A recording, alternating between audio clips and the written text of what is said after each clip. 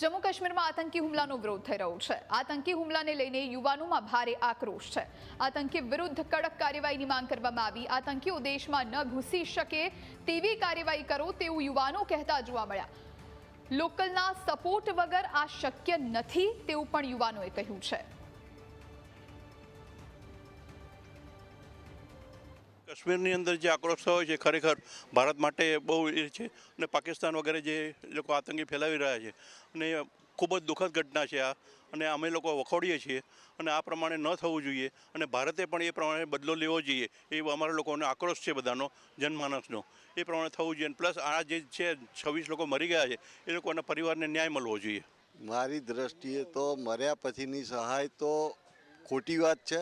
સહાય આપવી જોઈએ પણ મરવા શેના માટે જોઈએ?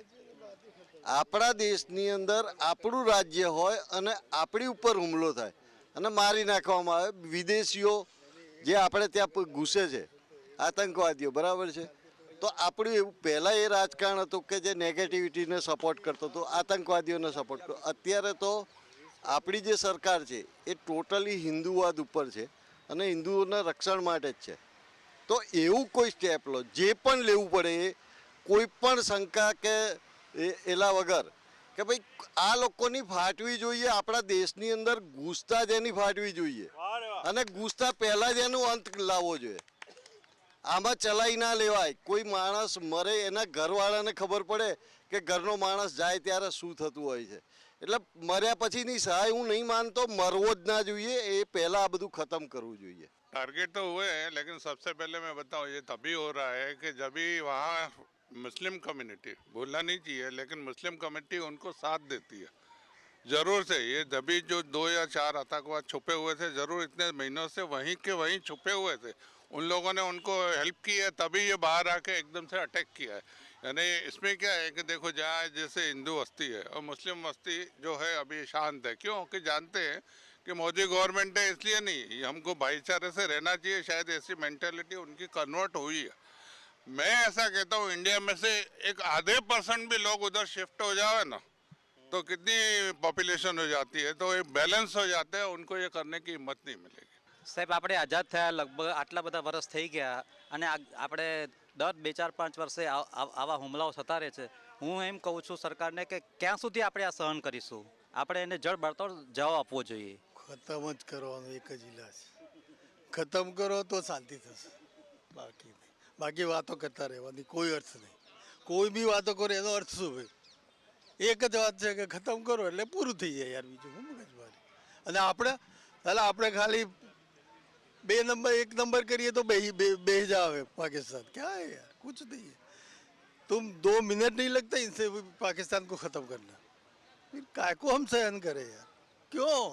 कुछ नहीं चाहिए हमको चैन से जीने दो या नहीं चाहिए आप चाहिए नहीं दुनिया में ही नहीं हो। बिल्कुल डबल से होना चाहिए इसके ऊपर अटैक उनको सबक सिखाना चाहिए आतंकवादियों को।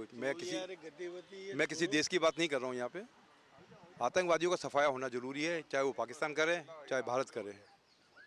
ये कब तक होगा? और इसको मैं मर्दांगनी या हिम्मत वाला काम नहीं मानता हूँ। एक नामर्द वाला आदमी है कि नहीं हत्या उसके पास में कुछ नहीं है सामने वाले के पास में उससे नाम पूछ के उसको सिट आउट कर रहे हैं ये कोई मर्द वाली बात तो नहीं है।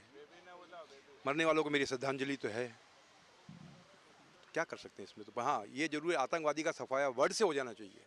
परिवार पर बहुत खराब એ લોકોની હાલત બહુ ખરાબ હોય અને પછી બધા એમણે કીધું એ પ્રમાણે બધા સહાયની વાત કરે આ બહુ ખોટી વાત છે। એ લોકોને આ જ રીતે જે રીતે આપણી સાથે કર્યું એ જ રીતે એ લોકોને એ જ પ્લેસ પર મારી કાઢવા જોઈએ। ઓન ધ સ્પોટ જ રિઝલ્ટ આપી દેવું જોઈએ તો શું ફરી વખત આ વસ્તુ થાય નહીં કારણ કે એ લોકો દર 3-4 વર્ષે કાશ્મીરમાં આ રીતનું વાતાવરણ ઊભું કરે છે અને આપણને ડરાઈને રાખવા માંગે છે। આ ખોટી વસ્તુ છે। ગવર્મેન્ટે એક જ વસ્તુ કરવી જોઈએ એ જ જગ્યા ઉપર ટાઈમ ટુ ટાઈમ જે ટાઈમ આપ્યો હોય એ ટાઈમે દરેક વ્યક્તિ ચેનલ દ્વારા ન્યૂઝ દ્વારા જોઈ શકે અને એ જગ્યા પર એ લોકોને શૂટ કરી દેવા જોઈએ। આ જ અમારું કહેવું છે। 100% કરવી જોઈએ અને કેવું છે કે આપણા માટે કાશ્મીર એ સ્વર્ગ છે આપણે ગમે ત્યારે કાશ્મીર જવું હોય, જે આપણા દેશનો ભાગ છે, ત્યાં જવા માટે આપણે આટલું બધું વિચારવું પડે. ગયા પછી નવા આવી રીતે મેરેજ કરેલા કપલ જાય કે કોઈ બી જાય તો એને આટલું બધું ફેસ કરવું પડે, એ વસ્તુ ખોટી છે. અને દરેક વખતે થોડા ટાઈમ પછી એ લોકો આપણને ડરાવવાનો પ્રયત્ન કરી રહ્યા છે. એના બદલે આપણે એનો સામનો કરવો જોઈએ, એનાથી ભાગવાનું નથી. હવે એનો સામનો કરવાનો સમય છે. સામનો કરી અને એ લોકોને બતાવવું જોઈએ કે હવે અમારામાં પણ એકતા છે અને અમે તમને કંઈક કરીને બતાવી શકીએ એમ છીએ. એ લોકોને 100% કોઈ પણ વસ્તુનું કાર્યવાહી કરવાને બદલે સીધું રિઝલ્ટ લાવવું જોઈએ. અત્યારે કાશ્મીરમાં ઘૂસ્યા છે, પછી કાલે એવું થશે કે કાશ્મીર લીધું પછી આગળ ઘૂસશે. જેમ કે ચીન હવે લેહ લદ્દાખ માટે ઝઘડી રહ્યું છે આપણી જોડે.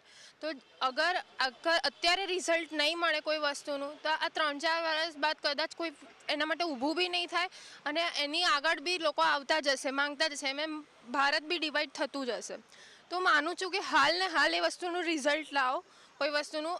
હા, અત્યારને શોર્ટ ટર્મ પ્રોબ્લેમ નથી, બહુ લોંગ ટર્મ પ્રોબ્લેમ છે અને ઇન્ડિયાનો જ પાર્ટ છે કાશ્મીર.